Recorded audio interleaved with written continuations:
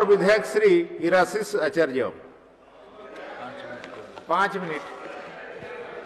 मान्यवर उपबाचस्पति महोदय आज विरोधी दल आनी मुलतवी प्रस्ताव काम रोजगार पाई पड़ोशी राज्य को जाउछंती राज्य हजार हजार लोक दादन को दुख और समस्या बुझिया पाई सरकार आंतरिकता नहीं यही कथा को मु पूर्ण भाव समर्थन करूना।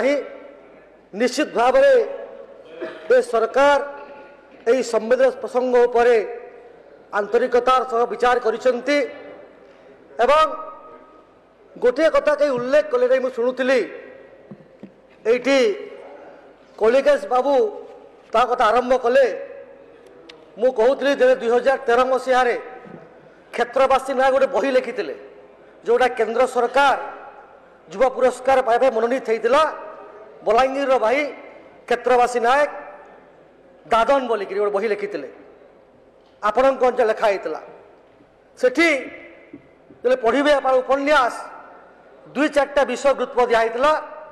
प्रथम विषय है जे किभली भाव महिला मानू निर्यातित कराई सेक्सुअल हारासमेंट करा दादन श्रमिक भाव में। द्वितीय विषय है जेतिकी वर्किंग आवर थाए ताठू किभली भाव में बेसी काम से कराउछंती। तृतीय विषय है जो छुआ मैंने दादन श्रमिक हिसाब से बापा माँ से जाउछंती तांको पाई शिक्षार व्यवस्था विगत सरकार मूलू कला ना बहुत डिमांड है आपण भी चिंता करना से छुआ मैंने कौटी आंध्रा पढ़ले कौटी गुजराती पढ़ले कौटी तेलुगु पढ़ले कौटी तमिल पढ़ले कौटी मलयालम पढ़ले से माने ओडिया भाव में शिक्षित हो पारे ना। एवं शेष विषय है जे हाजारस जोटी हाजारस फैक्ट्री अच्छी जोटी विषाक्त प्रकार कारखाना अच्छी से विषय में आपण मैंने चिंता कले ना किभली भाव सुव्यवस्था हे ताकू आपण कहले ना पापुली काटिकी लोकंर हाथ कटि दिगला से माने बलांगीर और कलाहांडी फील्ड में सरदार मानकर दुख सरदार मानकर जो दुख सरकार दौरान से कथा को आप ध्यान देले ना सरदार को व्यवस्था रखापी किसी व्यवस्था कले ना। एवं आउ गोटे उपन्यास आसला गायत्री सरामकर जे इटा भाटीर शिल्पी 2017 मसीहा से केंद्र साहित्य अकादेमी अवार्ड पाइला।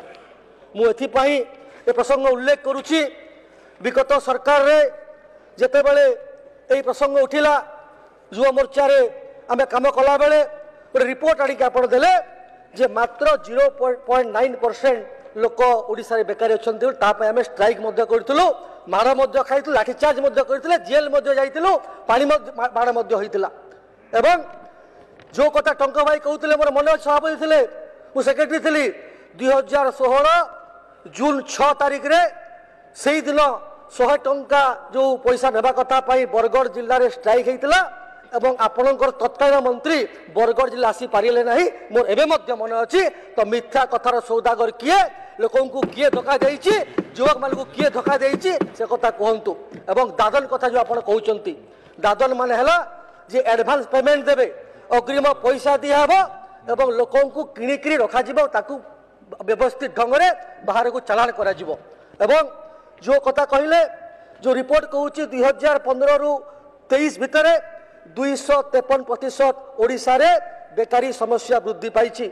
प्रीतिरंजन घरे मंत्री थे 26/7/2022 गोटे रिपोर्ट देते यही विधानसभा गृह प्रश्नोत्तर रे जे ओडिशा रे मोट 8,80,175 जन युवक युवती एम्प्लॉयमेंट एक्सचेंज रे तांकर रजिस्ट्रेशन करिसंती एवं तार विस्तृत तथ्य देते जे सरकारी चाकरी रे केते लोक वैकेंसी अच्छी केते लोक ग्रेजुएट बेकार अछंती केते लोक इंजीनियरिंग पढ़ी बेकार अछंती केते लोक तालीम प्राप्त बेकारी यही प्रकार तथ्य देते सरकार आपण सरकार किछि कला नाही आपण को लज्जा लगा कथा जे ए प्रसंग को आपण आणुचंती एवं जो कथा कहते जे निश्चित भाव रे कहबार अच्छी जे ओडिशा बाहर पाखापाखि 20 लाख लोक बाहर दादन खटुंट विभिन्न तथ्य अच्छी एवं सबुतु हाएस्ट जदि कौ जिले अच्छी जे मान्यवर विरोधी दल लीडर अच्छा जे पूर्वतन मुख्यमंत्री थे गंजाम रे